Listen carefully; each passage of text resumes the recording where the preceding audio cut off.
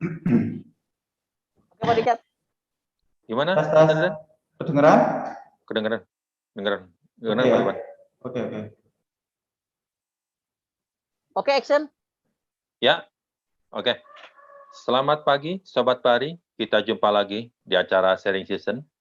Pada hari ini, Rabu, tanggal 8 September 2021, temanya sangat bagus, yaitu mengenai fukoidan. Tepatnya, peningkatan imunitas tubuh dengan fukoidan dari Sargassum. Semua akan dibahas secara tuntas oleh narasumber kami sesaat lagi. Ketika narasumber memaparkan makalahnya, mari, Sobat Pari, ajukan pertanyaan via chat yang ada di YouTube, dan klik subscribe agar materi bermutu ini kian tersebar luaskan. Baiklah, kita tampilkan saja Bapak Iwan Walhani Alwazan SPI MSc, peneliti Loka Riset Mekanisasi Pengolahan Hasil Perikanan Bantul. Waktu kami persilakan. Mari, Pak Iwan, silakan. Ya, baiklah. Terima kasih Pak Richard atas waktu yang telah diberikan. Langsung saya share screen aja ya.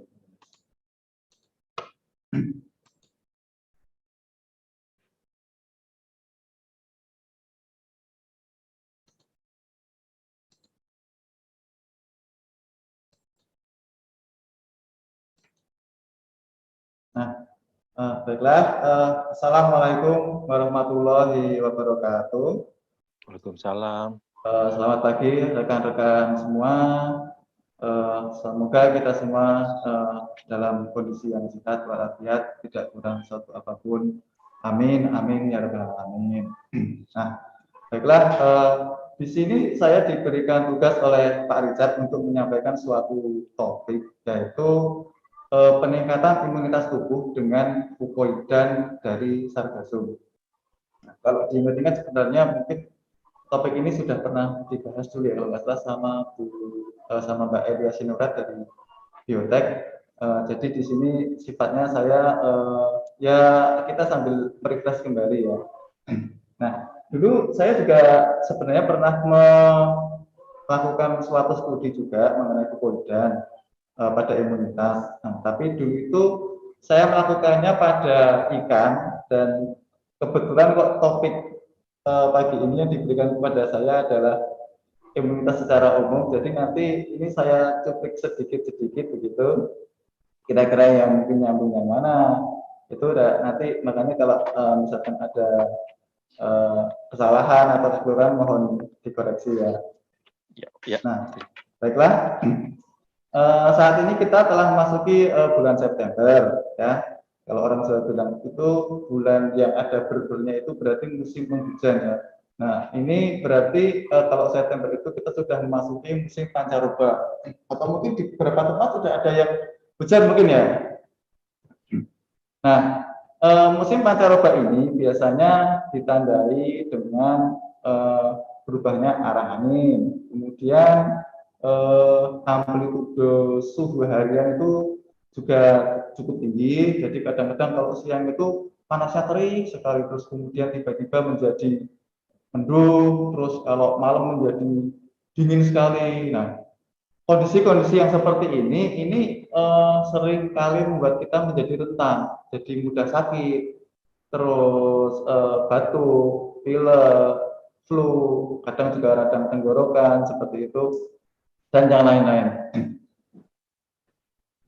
Belum lagi saat ini sudah lebih dari 1,5 tahun ya terjadi pandemi COVID-19 di Indonesia, dan bahkan telah menjadi sebuah pandemi global yang nggak tahu kapan akan selesai gitu kan. Varian demi varian muncul, yang kemarin sudah mengamuk varian Delta, sekarang ada lagi varian yang baru yang Mu atau apa itu yang di Kolombia salah pertama kali ditemukan, dan varian ini konon katanya bisa menghindari antibodi yang telah dibentuk oleh vaksin. Nah, semoga kita semua terlindungi dari penyakit tersebut. Nah, lalu apa sih yang dapat kita lakukan agar kita tidak mudah jatuh sakit?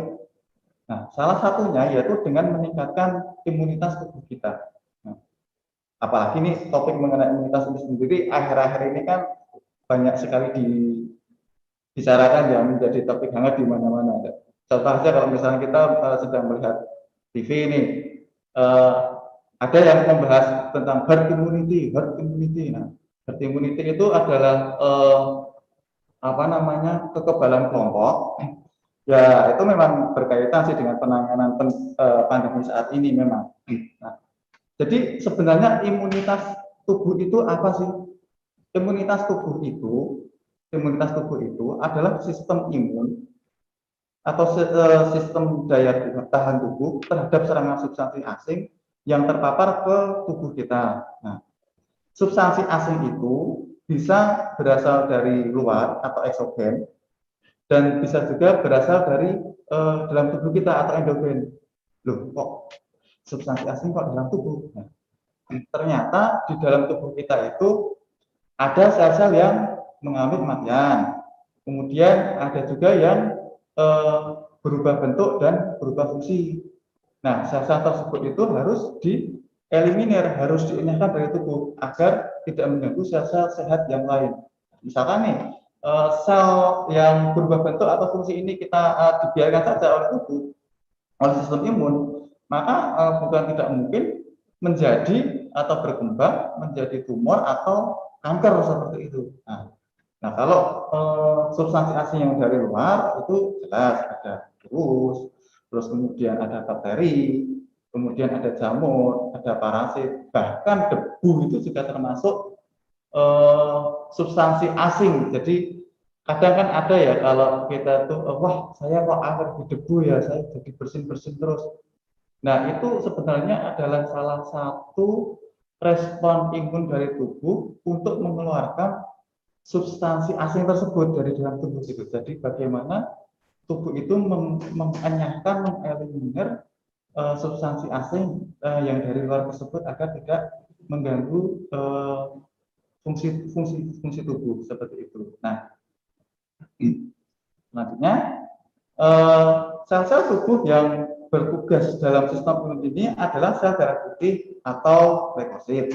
Nah, leukosit itu kan ada macam-macam ya, ada basofil, terus ada neutrofil, ada juga eosinofil, kemudian ada monosit, ada limfosit, dan dalam menjalankan tugasnya leukosit ini terbagi menjadi dua kelompok. Nah, kelompok yang pertama berperan dalam sistem imun alami, antara lain yaitu sel fagosit atau makrofag, kemudian sel neutrofil, sel eosinofil, dan juga sel dendritik yang disebut sebagai APC atau antigen presenting cell. Nah, sel-sel APC merupakan sel yang bertugas mengenali dan mengolah imunogen atau antigen yang nantinya akan diserahkan ke sel-sel yang berperan dalam respon imun adaptif. Nah, selain sel APC ada juga sel NK atau natural killer yang itu juga berperan dalam respon imun alami ya.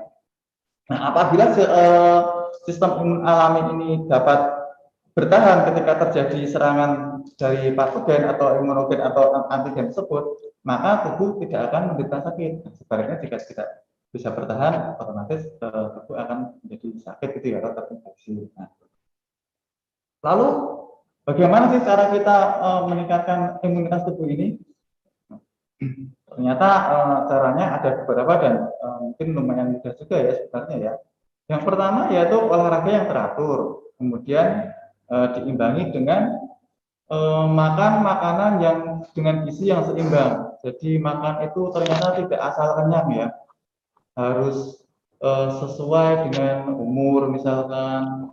Jadi harus memperhatikan kandungan proteinnya, harus kandungan lemaknya, karbohidratnya, dan vitamin mineral itu ternyata memang harus diperhatikan ya. Jadi kalau ternyata misalkan wah ada asam urat atau apa itu, kalau makan protein yang terlalu banyak itu kan nanti itu juga mengganggu seperti itu. Jadi kebutuhan gizi itu juga harus kita sesuaikan juga. Nah, kemudian ada manajemen stres. Nah, dan ini juga ada istirahat yang cukup. Nah, keduanya ini harus benar-benar kita perhatikan, karena kalau manajemen stres itu tidak bagus, ternyata tubuh juga mudah menjadi sakit. Apalagi kalau sudah manajemen stresnya nggak bagus, kemudian istirahatnya nggak cukup, tidur cuma 1 jam, 2 jam tiap hari gitu, setiap hari bergadang gitu, ya itu akan lebih mudah sakit lagi gitu.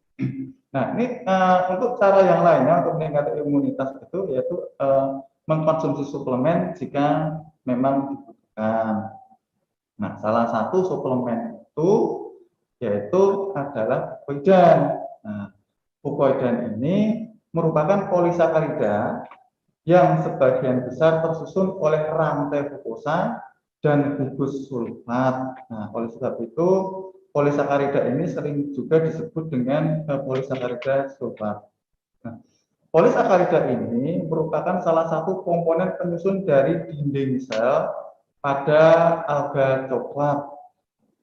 Nah, salah satu alga coklat yang kelimpahannya cukup banyak di Indonesia itu adalah sargasum. Dia ini berbentuknya menyerupai pohon yang ada atau tanaman yang ada di darat. Ya, ada seperti daun begitu, terus pinggirannya bergerigi dan dia bercabang-cabang banyak, mempunyai gelembung udara. Jadi punya air bladder. Itu ada di batang dan ada beberapa juga di ketiak talus ya, seperti itu. Nah, dia hidupnya menempel pada substrat yang berbatu. Jadi kalau di Yogyakarta itu di pesisir selatan Pantai Gunung Kidul itu cukup banyak keberadaannya di sana ya. Nah, pemanfaatan sargasum ini sendiri sependek saya tahu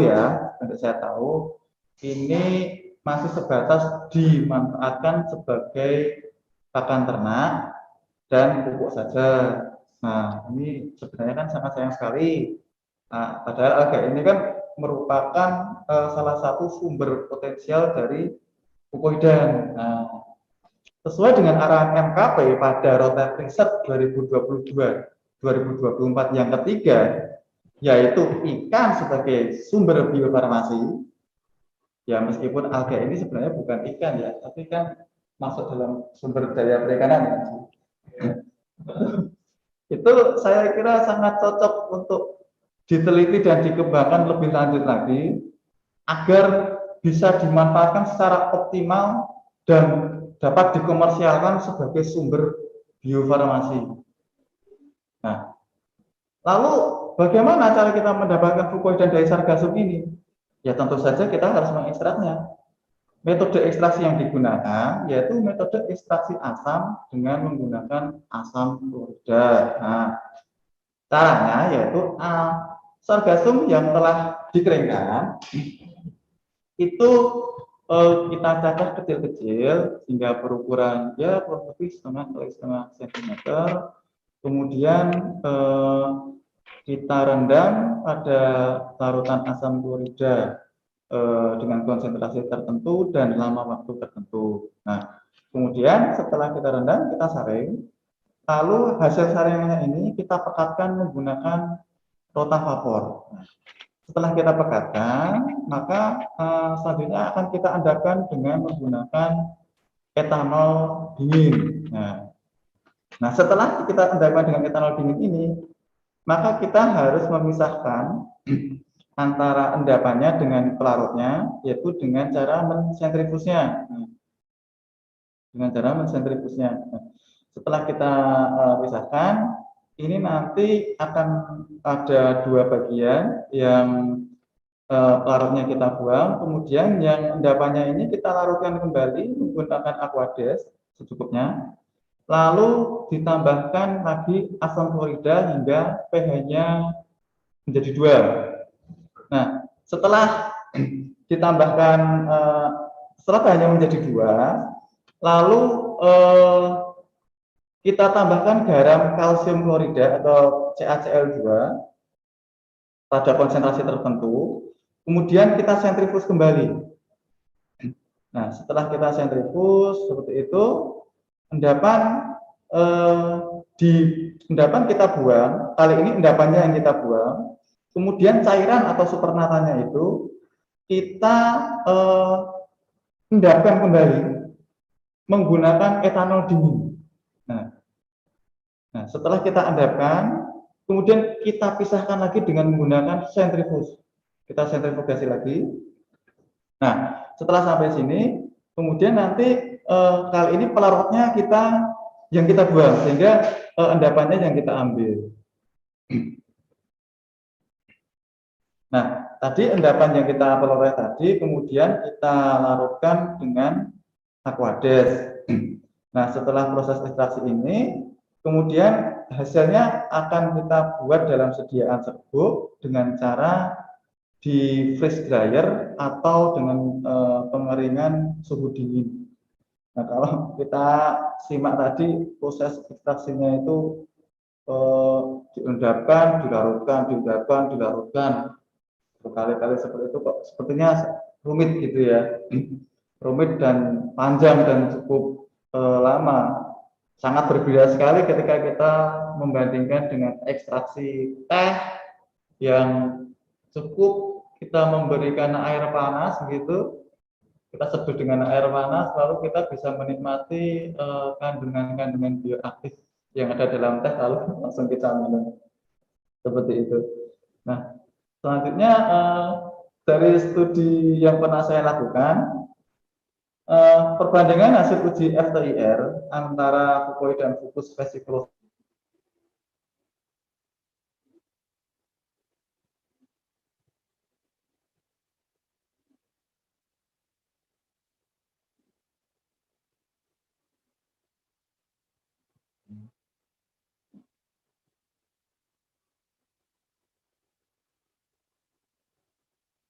Oh, nggak apa-apa.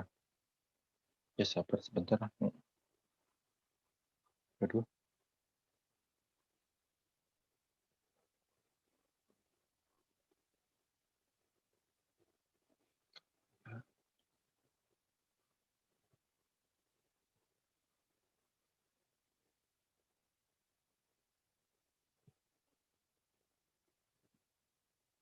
Iya, kami tunggu.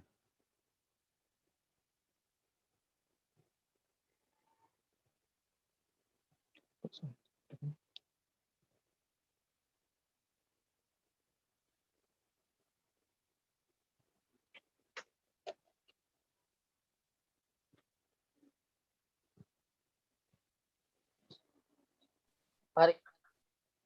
Ya. Ya, Mas Ren.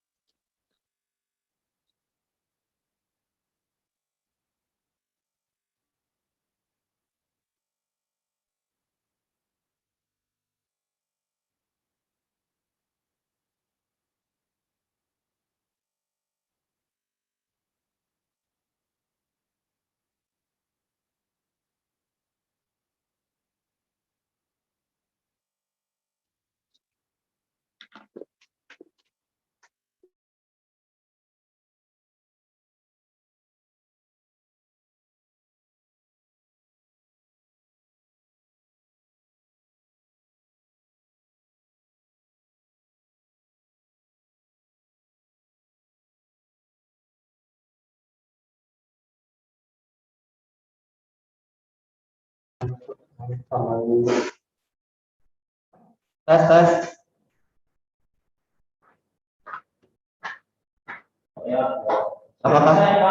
Apakah suara sudah bisa didengar?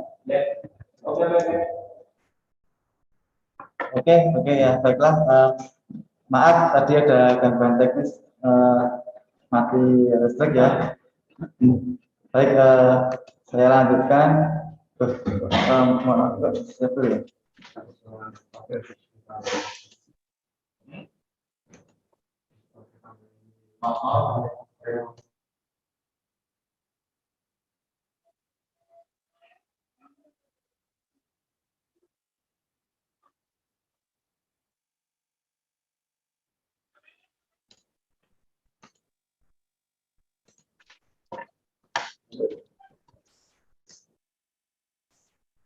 Belum bisa saya screen ini dari sini. Saya tahu apa. Saya screen ya belum bisa. Pak, yang operatornya.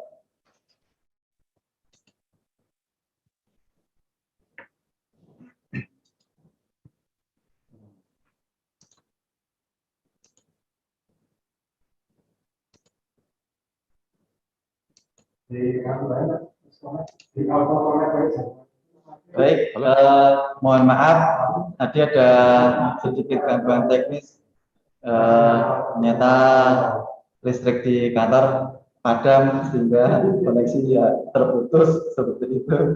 Baik, mari kita lanjutkan yang tadi ya. Ya. Dari studi yang pernah saya lakukan, perbandingan hasil uji FTIR antara Fukui dan Fukus Vesicolosus standar dari Sigma dengan Fukui dan Sargassum itu sama-sama menunjukkan adanya atau memiliki ikatan hidrogen pada panjang gelombang 3415. Kemudian ada juga ikatan karbohidrat asimetris pada panjang gelombang 1651, ikatan hidroksil pada panjang gelombang 1437, dan adanya ikatan CH2S atau sulfat pada fukosa yaitu pada panjang gelombang 708. Nah, untuk komposisi monosakaridanya sendiri ini sama ya, ketiga sebutan tersebut itu sama-sama memiliki galaktosa, fukosa, dan ramosa. Nah, fukoidan ini memiliki beberapa bioaktivitas yang salah satunya yaitu sebagai imunomodulator, yaitu kemampuan zat dalam mengatur sistem imun. Nah, bagaimana sih fukoidan itu bekerja sebenarnya? Kira-kira seperti ini ya. Nanti kalau misalkan ada yang belum tepat mohon dikoreksi. Yaitu fukoidan ini berinteraksi dengan reseptor yang ada pada sel fagosit atau makrofag, yaitu pada reseptor yang dinamakan TLR atau toll-like reseptor. Nah, ketika fukoidan ini berinteraksi dengan reseptor TLR, di sini disebut TLR4, maka dia akan mengaktifasi signaling pathway dari NF-kappa B atau biasa disebut NF-kB, yaitu suatu faktor transkripsi yang mengatur atau yang bertanggung jawab untuk respon imun bawaan dan adaptif. Itu. Nah, jadi ketika fukoidan ini berinteraksi, ini nanti kan signaling pathway-nya aktif. Jadi si NF-kB ini terdapat di dalam sel dalam kondisi inaktif karena dia berikatan dengan suatu protein inhibitor. Nah, ketika signaling pathway ini aktif, dia si ini akan mengundang protein tertentu yang dia ini nanti akan memutus ikatan antara NF-kB dengan si protein inhibitor tersebut. Nah, sehingga ketika si NF-kB ini lepas dari protein inhibitor atau penghambat itu, dia bisa masuk ke dalam nukleus. Nah, ketika dia masuk ke dalam nukleus, maka akan terjadi transkripsi dan terjadi peningkatan produksi sitokin, kemokin, serta ekspresi molekul MHC. Nah, fucoidan ini memodulasi respon sistem imun dengan cara mengupregulate produksi interleukin 6, interleukin 8, TNF alpha, sehingga sel NK atau natural killer itu teraktivasi dan apoptosis spontan pada sel-sel imun tertunda. Nah, jadi pada saat terjadi infeksi itu biasanya akan terjadi inflamasi yang ini dimasukkan sebagai respon lokal. Nah, pada tempat yang terinfeksi tersebut, endotel melepaskan molekul untuk menarik leukosit. Nah, secara bersamaan leukosit PMN atau polimorfonuklear ini teraktivasi serta melepaskan molekul yang menyebabkan PMN ini berkumpul dan membatasi endotel pada pembuluh darah. Nah, pelepasan mediator oleh PMN ini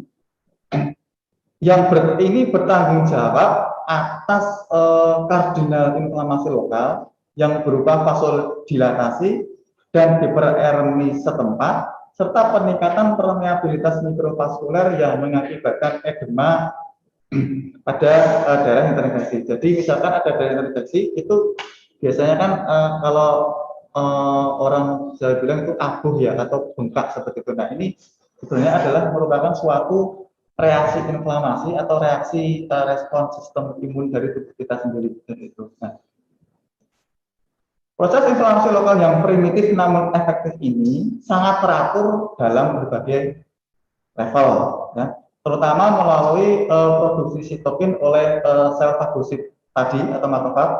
Nah, sekali sel fagosit atau makrofag teraktivasi, maka akan mensekresikan sitokin yang misalnya tadi ada TNF alpha ya, dan mediator yang lain seperti ada interleukin dan segala macam tadi, itu ke dalam lingkungan mikrosel. Nah, selanjutnya pelepasan TNF alpha ini sebenarnya adalah suatu proses autocrine atau self-stimulating yang selanjutnya akan meningkatkan level sitokin dan pelepasan berbagai mediator inflamasi lain. Misalnya seperti ada interleukin 1, terus kemudian ada PAF atau platelet activating factor, dan juga mungkin ada interferon gamma. Nah, pelepasan mediator inflamasi ini akan memicu kesinambungan aktivasi PMN, makrofag, serta limfosit selanjutnya. Nah, selain itu mediator proinflamasi juga dapat merekrut lebih banyak lagi PMN dan sel-sel fagosit. Nah, ini adalah proses paracrine. Jadi kalau tadi autocrine itu self stimulating, kalau paracrine itu menstimulasi yang lain seperti itu. Nah, efeknya adalah pembersihan dari antigen atau imunogen dan debris yang diikuti oleh perbaikan jaringan. Nah, jadi secara umum fucoidan ini mampu mempercepat proses penyingkiran antigen atau imunogen dengan cara mengaktifasi sel-sel imun, terus kemudian menstimulasi faktor-faktor antiviral dari tubuh dan membantu produksi sel-sel dendritik. Nah, fucoidan juga mampu menunda apoptosis spontan pada sel-sel imun sehingga mampu memperpanjang umur dari sel-sel tersebut. Nah, kemampuan fucoidan dalam mediasi sel yang kuat ini sebenarnya sangat menjanjikan untuk digunakan sebagai adjuvan dalam proses pembuatan vaksin. Nah, adjuvan itu apa sih? Adjuvan itu merupakan sebuah substansi bioaktif yang dapat membantu meningkatkan respon imun bersamaan dengan antigen yang terkandung dalam vaksin. Jadi sifat adjuvan ini komplementer, saling melengkapi ya antara antigen dengan adjuvannya seperti itu. Nah, polisakarida sulfat ini memiliki efek yang menjanjikan dalam meningkatkan respon imun antigen spesifik dan meningkatkan imunitas tubuh dengan sifatnya yang non-toksik, non-mutagenik, biodegradable, dan biocompatible. Kemudian potensi pemanfaatan fucoidan lain dalam biomedis juga sangat banyak ya. Di antaranya ada bisa untuk rematik, osteoartritis, ada untuk antikoagulan yang konon ini menurut beberapa penelitian yang dulu pernah saya baca itu bisa disejajarkan dengan heparin ya. Terus ada anti cancer, ini mungkin juga udah pernah diteliti oleh rekan-rekan yang ada di Biotek TV. Terus ada anti diabetes, terus terapi untuk luka lambung, ada juga untuk infeksi Helicobacter pylori, antioksidan dan lain-lain. Nah, banyaknya manfaat fukoidan ini disebabkan oleh banyaknya bioaktivitas fukoidan itu sendiri ya. Jadi tergantung dari spesiesnya, lokasi geografisnya maupun metode ekstraksinya. Jadi kadang jenis yang sama kalau lokasi geografisnya berbeda itu aktivitas bioaktivitasnya bisa berbeda, dan spesies yang sama tetapi metode ekstraksinya berbeda juga bisa memiliki bioaktivitas yang berbeda. Jadi potensinya sangat banyak dan sangat luas sekali sebenarnya ya. Nah, sebenarnya kalau di pasaran juga sudah ada sebenarnya ya yang dijual bebas di itu sebagai suplemen itu. Contoh ada Colidan atau Colidan, terus ada Fucosid, ada juga Fucoidan yang dari apa ya itu saya agak lupa itu. Tetapi memang itu bukan dari Sargassum, tapi itu diekstrak dari Laminaria japonica atau biasa disebut dengan sikel. Nah, dan itu juga harganya juga lumayan mahal sih ya, relatif mahal ya. Itu mungkin karena memang tadi proses ekstraksinya yang cenderung sulit, lama, dan prosesnya yang panjang seperti itu. Jadi Fucoidan ini hanya saat ini ya itu yang memanfaatkan baru golongan masyarakat tertentu saja, dan yang jelas yang tahu karena memang masyarakat ini kurang mengenal dengan Fucoidan. Nah, selanjutnya Fucoidan Sargassum ini memiliki banyak potensi, salah satunya sebagai imunomodulator ya. Potensi besar Fucoidan lain seperti yang saya sebut sebelumnya itu hanya bisa termanfaatkan secara maksimal jika didorong dengan studi mengenai ekstraksi yang mudah dan murah serta memanfaatkan bahan baku yang melimpah di Indonesia seperti Sargassum tadi. Nah, semoga dengan adanya arahan MKP mengenai roadmap riset 2022-2024 mengenai ikan sebagai sumber biofarmasi, riset dan pengembangan Fucoidan dapat lebih didorong dan ditingkatkan lagi ke depannya. Nah, mungkin itu yang dapat saya sampaikan, Pak Richard.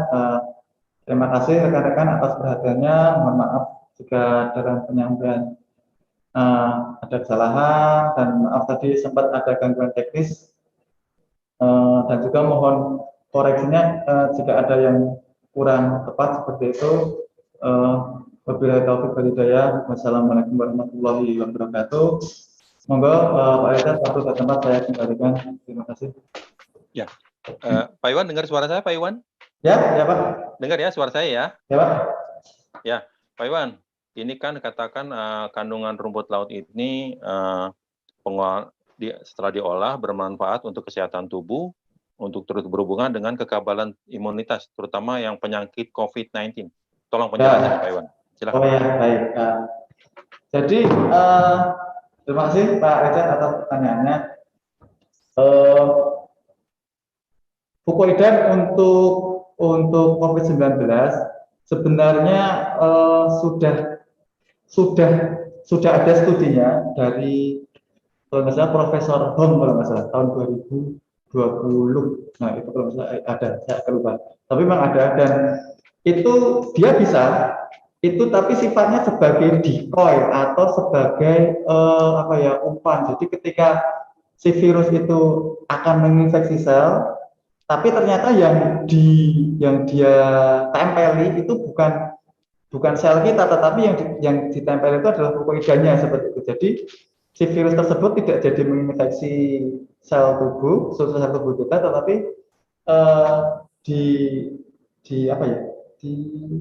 diperangkap oleh si fucoidan tersebut gitu, oleh struktur molekul kimianya seperti itu, Pak. Jadi memang sudah ada risetnya, tapi mungkin memang harus nah ini sebenarnya potensi juga sih buat kita untuk mengembangkan itu. Jadi kalau memang itu sudah ada riset pendahuluannya dari Profesor Hornet itu, kalau nggak itu, nanti kita bisa mengarah ke sana agar mungkin ada apa namanya, bukan obat ya, cara alternatif untuk kita mencegah terinfeksi virus COVID-19 selain dari vaksin seperti itu. Kira-kira seperti itu Pak Rizal.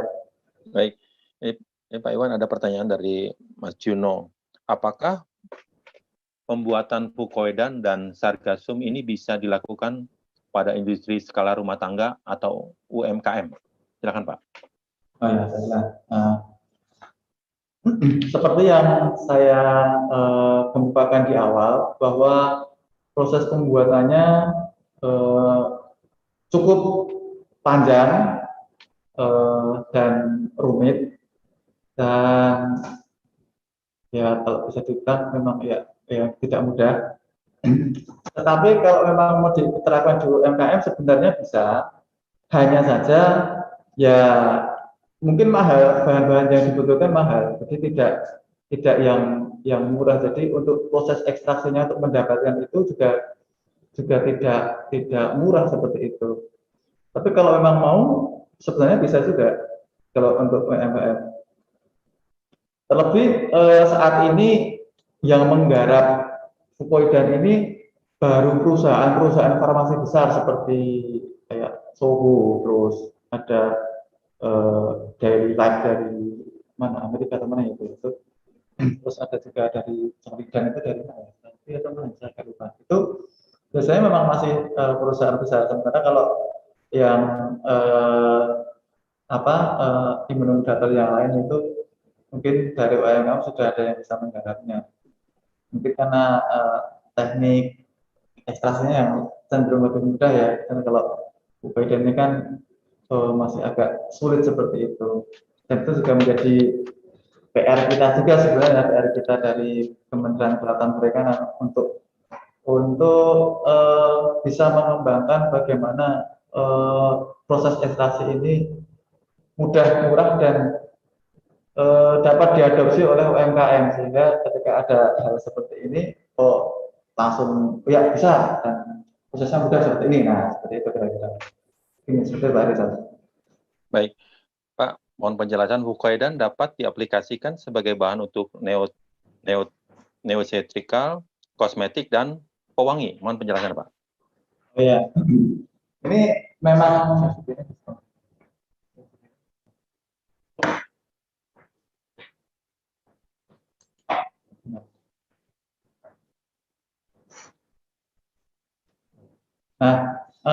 memang untuk fukoidan sendiri itu bisa dimanfaatkan untuk farmasetikal, untuk kosmetik, dan yang pernah saya dengar itu malah Mbak Elia Sinurat dari Biotek itu menggunakannya sebagai pewangi, itu memang benar. Dan tapi untuk ke arah mass produksi atau produksi massal dan juga komersialisasi itu sepertinya kok masih jauh seperti itu Pak, dan untuk arah ke sana sepertinya kok belum gitu.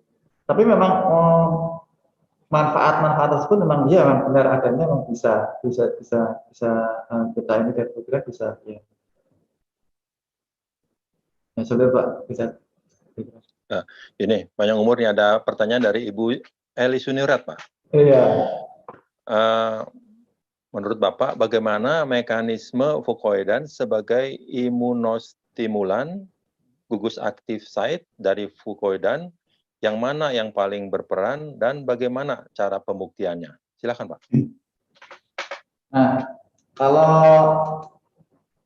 ini bukan menurut saya Bu Eli ya, nanti kalau misalkan saya ada salah mohon nanti dibetulkan. Jadi gugusnya itu yang ada pada gugus sulfatnya, ada gugus sulfatnya, dan kalau untuk pendeteksinya itu dengan ekspresi gen, memeriksa ekspresi gen. Jadi ini nanti ekspresi gennya seperti apa, seperti itu. Atau mungkin juga dia bisa melengkapi.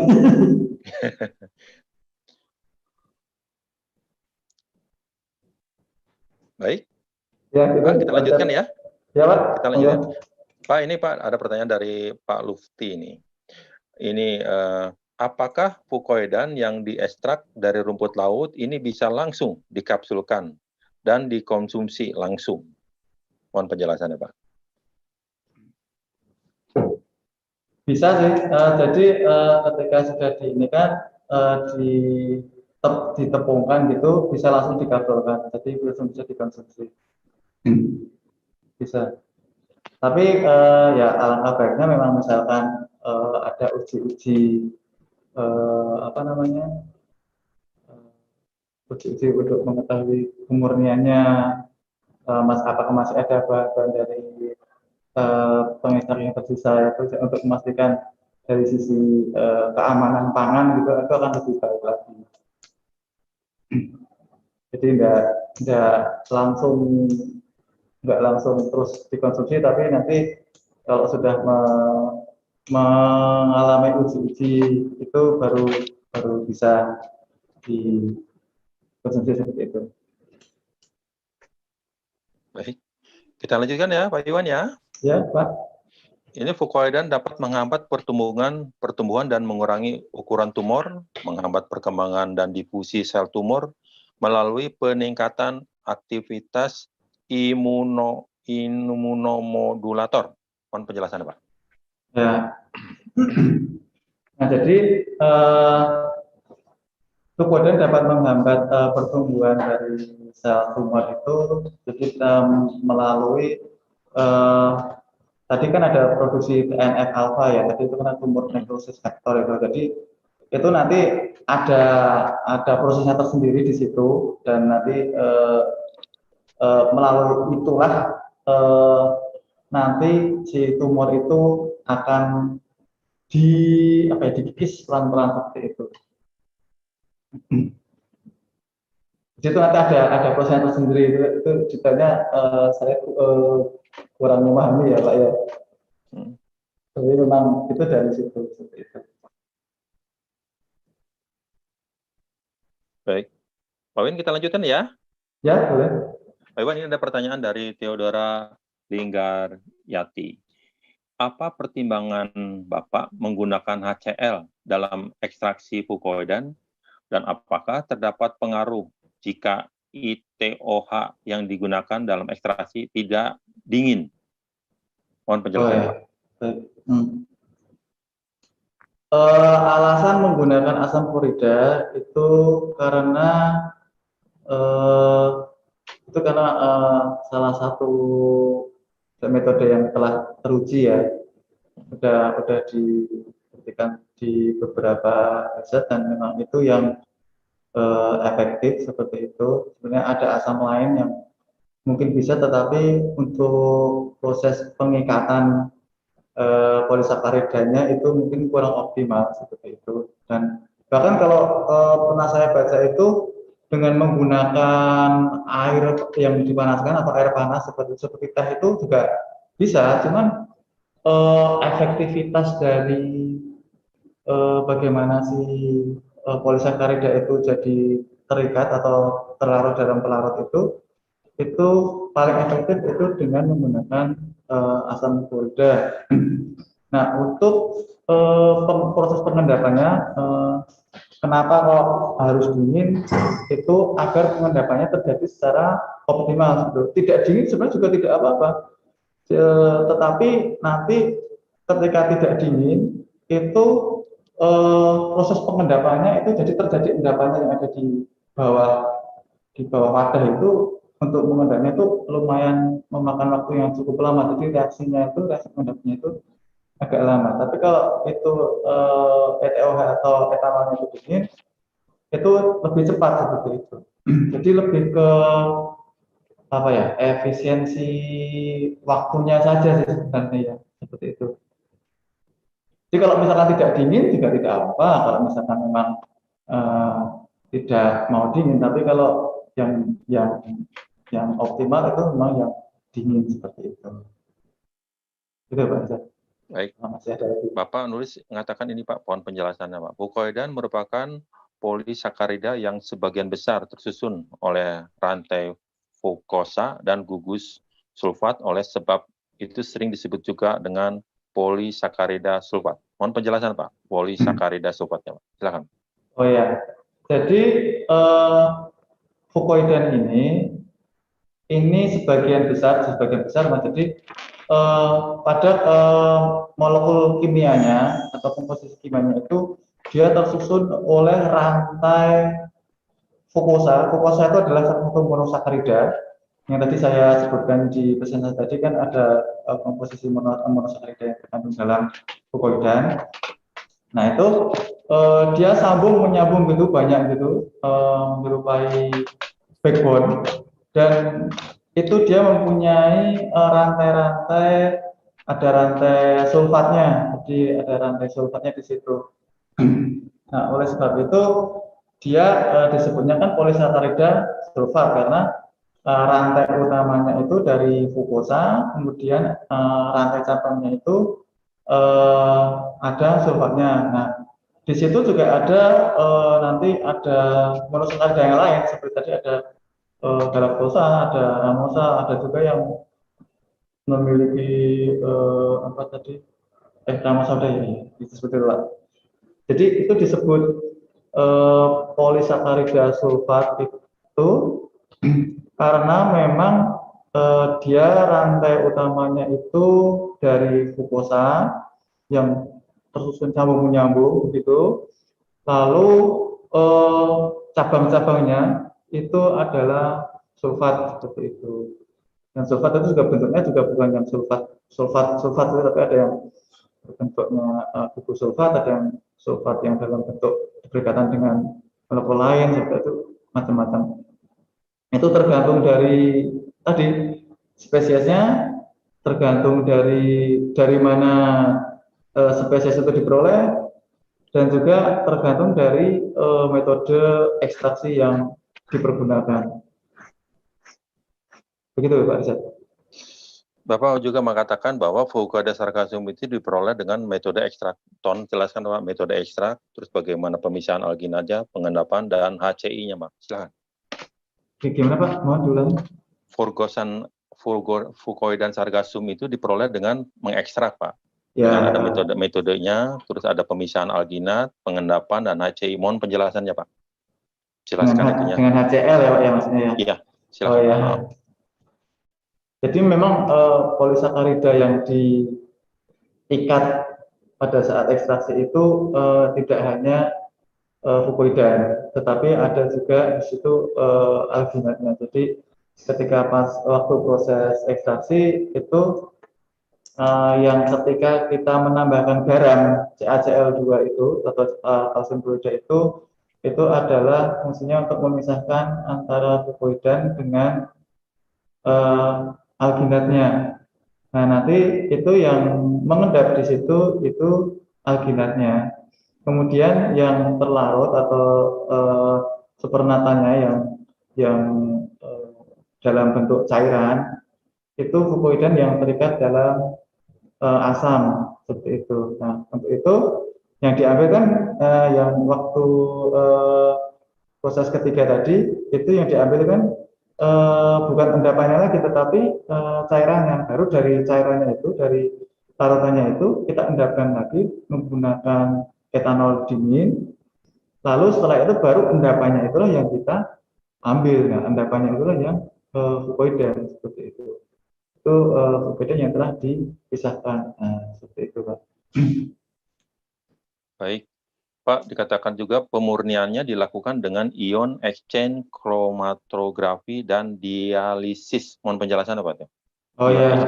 Silakan. Nah, itu ketika kita ingin mendapatkan produk fukoidan dengan kemurnian yang tinggi, itu kita harus melakukan kromatografi pertukaran ion dengan fase diamnya yaitu DEAE selulose, dan untuk fase beratnya yaitu menggunakan NaCl. Itu nanti konsentrasinya berbeda-beda ya, itu di situ nanti sebagai apa namanya, eluen. Nanti di situ nanti itu akan terpisah sehingga fukoidan yang dihasilkan dari situ itu murni. Nah, lalu untuk memisahkan antara low molecular weight dengan high molecular weight itu menggunakan dialisis. Nah, untuk pada cut off tertentu, pada cut off besaran cut off tertentu itu kita ambil nanti misalkan 14.000 misalkan cut off-nya 14.000. Nah, nanti fukoidan yang ada di dalam kantong dialisis itu hanya yang lebih dari molekular weight-nya lebih dari 14.000 gitu. Nah, yang kurang dari 14.000 itu akan keluar dari kantong dialisis. Nah, nanti tergantung yang mau dimanfaatkan yang mana seperti itu. Apakah mau yang high molekular atau yang low molekular weight. Karena berdasarkan apa namanya beberapa hasil studi yang pernah saya baca itu keduanya bisa memiliki akte bioaktivitas yang berbeda, Pak, seperti itu. Jadi kalau yang high itu bisa untuk apa, yang low untuk apa, padahal dari satu spesies yang sama seperti itu. Dan metode ESA pun sama, hanya ketika waktu pemurniannya itu yang satu dipisahkan jadi low, yang satu jadi high molecular seperti itu. Itu Pak. Baik, Pak, tolong jelasin juga Pak mengenai mekanisme atau cara kerja imunomodulator yang dilakukan oleh fukoidan. Silakan Pak. Ya, baiklah.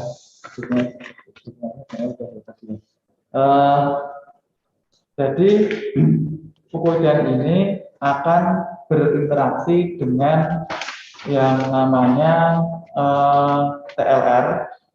Ini adalah suatu reseptor yang berada pada sel fagosit.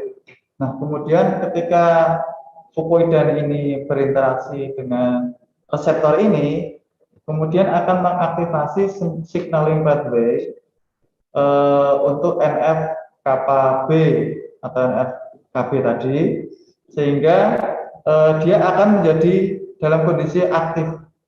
Nah, ketika NF-kappa ini dalam kondisi aktif, kemudian dia akan bisa masuk ke membran nukleus, kemudian akan terjadi transkripsi. Nah, ketika transkripsi ini terjadi, maka produksi sitokin, kemokin maupun ekspresi molekul MHC itu akan meningkat. Nah, sitokin, kemokin maupun molekul MHC inilah yang disebut dengan mediator yang nantinya akan mempunyai fungsi untuk mempengaruhi sel-sel yang lain. Jadi kalau tadi saya menjelaskan di TNF alpha itu kan merupakan satu proses autokrin, yaitu proses menstimulasi dirinya sendiri untuk selanjutnya dapat menghasilkan sitokin kemokin yang lain, yang itu akan menstimulasi sel-sel yang lain atau disebut paraklin. Jadi dia fungsinya adalah menstimulasi sel-sel yang lain. Jadi sel-sel yang lain ada yang terjadi maturasi, ada yang kemudian terjadi aktivasi, sehingga ketika sel-sel tersebut itu mature atau ada yang selnya yang aktif, itu ketika ada infeksi gitu, itu istilahnya dia sudah siap gitu loh. Jadi respon imunnya cepat seperti itu. Jadi itu imunomodulatornya seperti itu, memodulasi atau mempengaruhi sistem imunnya seperti itu. Kurang lebih secara sederhananya. Gitu Pak Rizal. Baik, Pak, ini ada pertanyaan dari Muhammad Fauzi. Jenis atau spesies sargassum yang dipakai dalam penelitian jenis apa? Apakah mudah didapat di pasar Indonesia? Apakah bisa dikonsumsi tanpa pengolahan tertentu? Silakan. Nah, baiklah. Terima kasih. Jadi jenis alga yang digunakan yaitu jenis sargassum, dan ini keberadaannya sangat banyak. Kalau di Indonesia sangat banyak sekali ya. Di Gunung Kidul juga ada, pengumpulnya juga ada di Gunung Kidul, terus di daerah Jepara itu juga banyak juga. Kalau dari sana mungkin dari Pulau Karimun Jawa ya. Itu, dan kalau untuk dikonsumsi secara langsung, kalau dikonsumsi secara manusia, saya kok belum tahu ya. Kalau untuk sargassum itu saya belum tahu, saya belum pernah mendengar ada yang mengkonsumsi langsung. Tapi kalau memang bisa ya monggo. Setahu saya yang bisa dikonsumsi langsung itu sejenis ulva, jadi bentuknya tipis-tipis gitu. Dan ada juga kaulerpa itu yang seperti anggur laut itu kalau dikonsumsi langsung bisa itu. Itu biasanya kalau kaulerpa itu di daerah Makassar itu atau Sulawesi Selatan itu digunakan sebagai bahan untuk membuat seperti apa ya, gudangan atau penca atau apa gitu. Kalau ulva itu di Gunung Kidul, kalau pas lagi musim banyak yang menjual sebagai kayak macam apa, urak atau gudang, itu banyak juga di sana yang menjual seperti itu. Tapi kalau sargassum sepertinya kok saya belum pernah ya kalau di Makassar langsung. Seperti itu. Seperti itu Pak Richard. Ya, Pak, dikatakan juga nih, Mbak, ini kaitannya dengan bahwa fucoidan yang tersedia di pasaran sebagai suplemen dijual bebas, akan tapi bukan jenis sargassum, melainkan spesies Laminaria japonica. Tolong jelaskan apa bedanya, Pak. Silakan. Oh ya.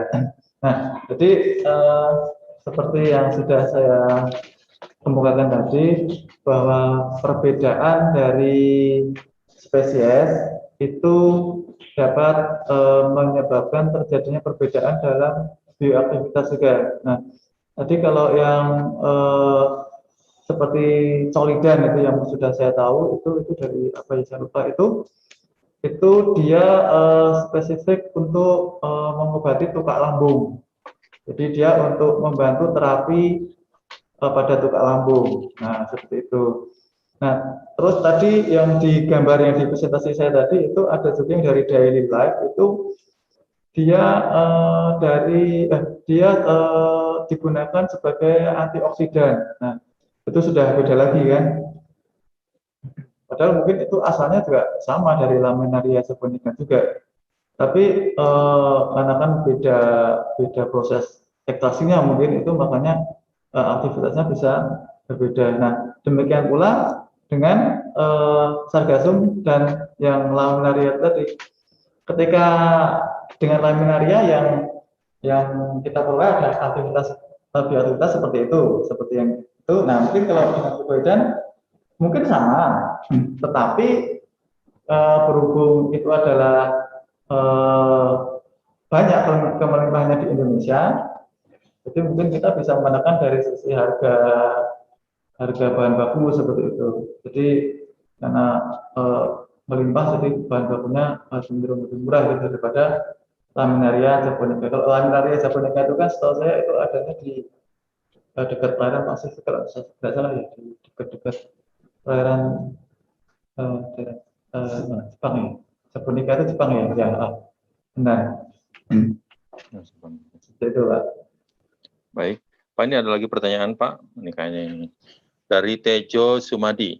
Apakah fucoidan memiliki dosis letal untuk penerapannya di udang windu atau faname? Silakan Pak. Baik, kalau dosis letal sepertinya tidak ada Pak ya, karena kan tadi memang itu sifatnya non toksik ya, non toksik, dan dia biokompatibel, biodegradable. Jadi sepertinya tidak ada dosis letalnya untuk udang itu.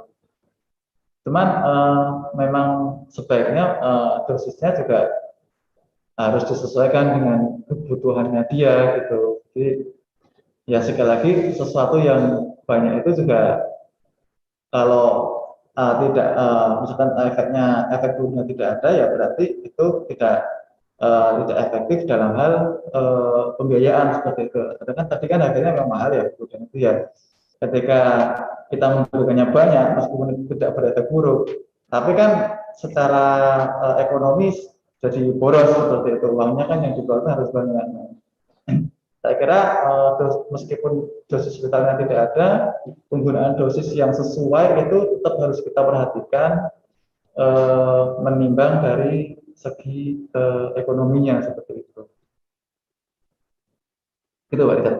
Baik, Pak, Bapak nulis katakan bahwa potensi fukoidan itu demikian besar, hanya bermanfaat secara luas jika didorong dengan studi mengenai ekstraksi yang mudah dan murah, serta pemanfaatan bahan baku yang melimpah di Indonesia seperti Sargassum SP. Atau ini usul gara-gara mau dibikin jadi, ada yang ngusulin jadi bikinnya seperti kayak bubuk teh gitu Pak? Atau gimana Pak? Silakan Pak. Ya, itu salah satunya sih bisa seperti itu juga Pak. Jadi kalau memang bisa kita bentuk seperti bubuk teh, terus langsung kita bisa manfaatkan bioaktivitasnya, itu pasti akan lebih banyak lagi orang yang memanfaatkan fukoidan itu sebagai, entah itu sebagai imunomodulator, entah itu sebagai suplemen untuk kesehatan, dan lain-lain, itu pasti akan lebih banyak lagi, dan masyarakat juga pasti akan lebih banyak yang mengenal fukoidan. Tapi karena memang ya ekstraksinya tadi yang sulit, terus cenderung mahal, itu ya itu memang membuat jadi produknya sendiri jadi kurang dikenal masyarakat, karena harga yang mahal tentunya tidak semua lapisan masyarakat itu mampu untuk membeli ya. Terus dari masyarakat sendiri itu pengetahuan mengenai fukoidan juga masih sangat sedikit sekali. Nah itu makanya ketika kita studi mengenai proses ekstraksi yang mudah dan murah, kita berharap bahwa proses tersebut dapat diadopsi oleh usaha kecil menengah atau UMKM seperti yang tadi ditanyakan itu, sehingga fukoidan itu dapat lebih berkembang lagi, bukan hanya di industri besar biofarmasi ya, tetapi juga di industri UMKM yang pada skala rumah tangga seperti itu. Jadi dengan begitu pemanfaatan fukoidan secara luas itu dapat terjadi Pak, seperti itu. Itu Pak. Baik, Pak, Bapak penulisannya ini adalah temanya peningkatan imunitas tubuh dengan fukoidan dari Sargassum. Ada pesan atau harapan Pak dari tulisan Bapak? Silakan Pak. Sebenarnya saya berharap bahwa penelitian ini kedepannya dapat lebih berkembang lagi, apalagi ada arahan dari MKP mengenai sumber biofarmasi dari sumber daya perikanan, dan saya rasa salah satu potensi yang dapat kita gali lebih dalam lagi adalah fukoidan ini. Dan nanti mungkin dari Sargassum bisa, atau harga coklat yang lainnya juga bisa. Itu tidak apa-apa. Yang penting fukoidan ini dapat kita kembangkan lagi, dapat kita manfaatkan lebih jauh lagi, apalagi adanya preliminary study atau studi pendahuluan yang telah dilakukan bahwa fukoidan ini mampu sebagai decoy terhadap virus COVID-19. Ini saya rasa untuk pengembangan pencegahan COVID-19 sangat potensial sekali, sehingga ya apa salahnya harus kalau kita pelajari, kita lebih lanjut lagi seperti itu.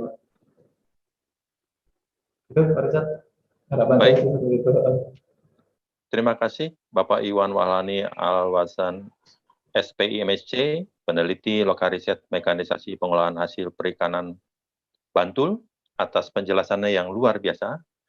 Dan terima kasih kepada Sobat Pari yang masih tetap setia menyaksikan acara ini. Jangan lupa klik subscribe agar materi bermutu ini kian tersebar luaskan. Terima kasih, kita jumpa lagi minggu depan, dan selamat siang. Selamat siang. Pak Iwan, makasih ya.